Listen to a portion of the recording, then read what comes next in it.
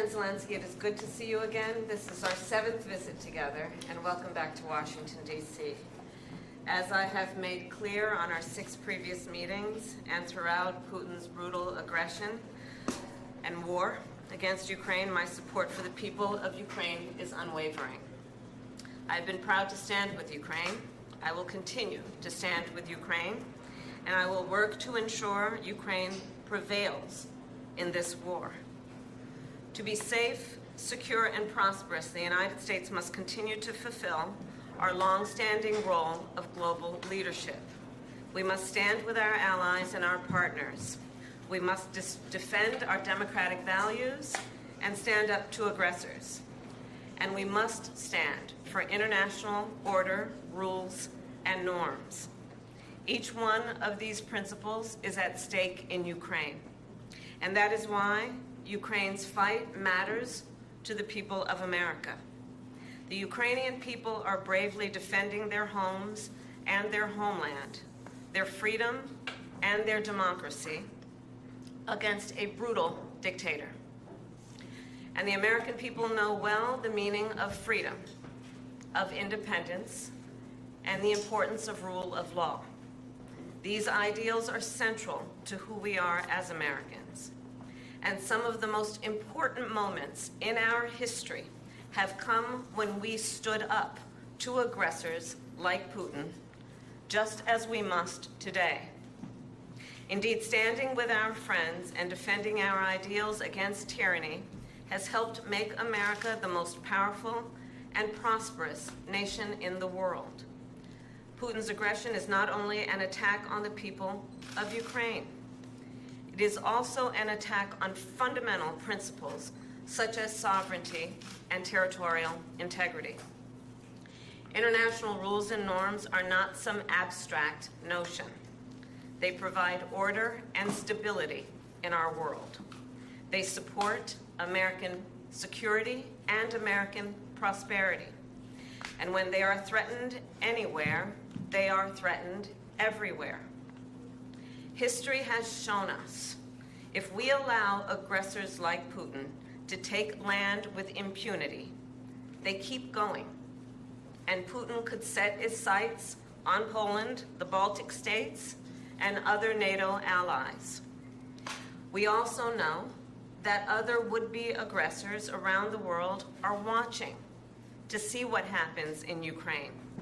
If Putin is allowed to win, they will become emboldened. And history reminds us, and history is so clear in reminding us, the United States cannot and should not isolate ourselves from the rest of the world. Isolation is not insulation. So then, the United States supports Ukraine not out of charity, but because it is in our strategic interest. We will continue to provide the security assistance Ukraine needs to succeed on the battlefield, as demonstrated by President Biden's significant announcement earlier today.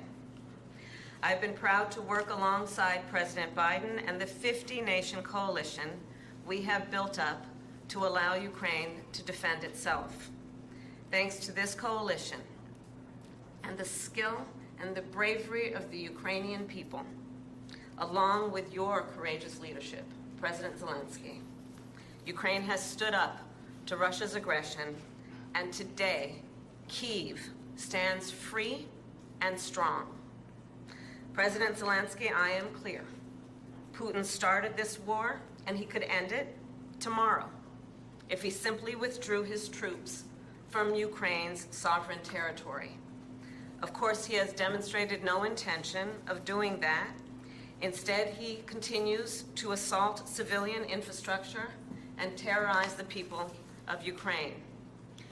In Switzerland in June, along with 90 other nations at the Ukraine Peace Conference, I told you that the United States shares your vision for the end of this war, an end based on the will of the people of Ukraine and the UN Charter, and that we must work with the international community to secure a just and lasting peace.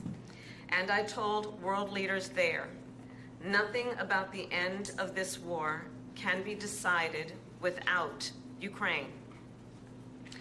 However, in candor, I share with you, Mr. President, there are some in my country who would instead force Ukraine to give up large parts of its sovereign territory, who would demand that Ukraine accept neutrality and would require Ukraine to forego security relationships with other nations. These proposals are the same of those of Putin. And let us be clear, they are not proposals for peace. Instead, they are proposals for surrender, which is dangerous and unacceptable. So, President Zelenskyy, I look forward to our discussion today, and I will continue to work with you to ensure Ukraine prevails in this conflict and remains a free, democratic, and independent nation. Welcome back again. Thank you so much. Madam Vice President, thanks for the invitation. Happy to see you. Dear journalists, I want to especially thank you for your participation in the Peace Summit. And really it was very important, and we remember it.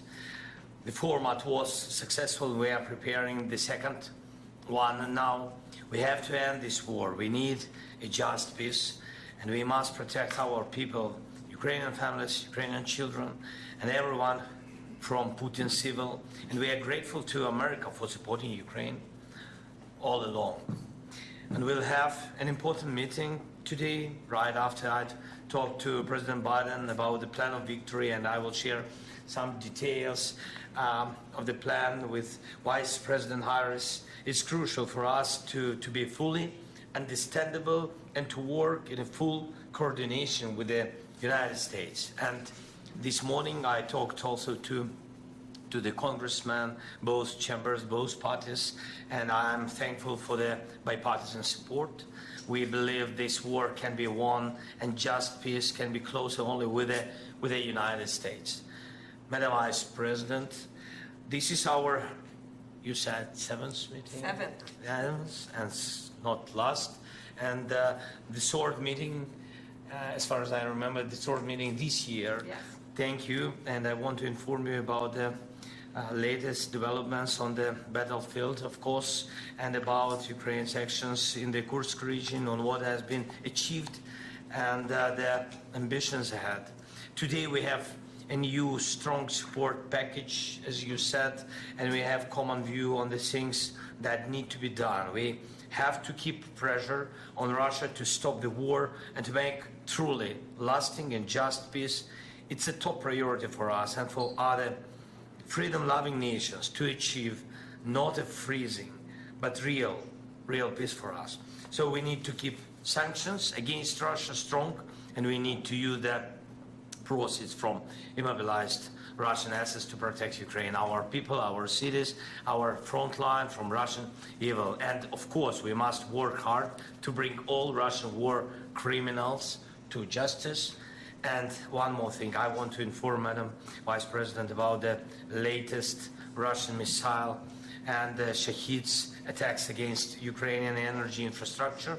We need to urgently strengthen Ukraine's air defense to save thousands of lives and reduce Russian terror to zero.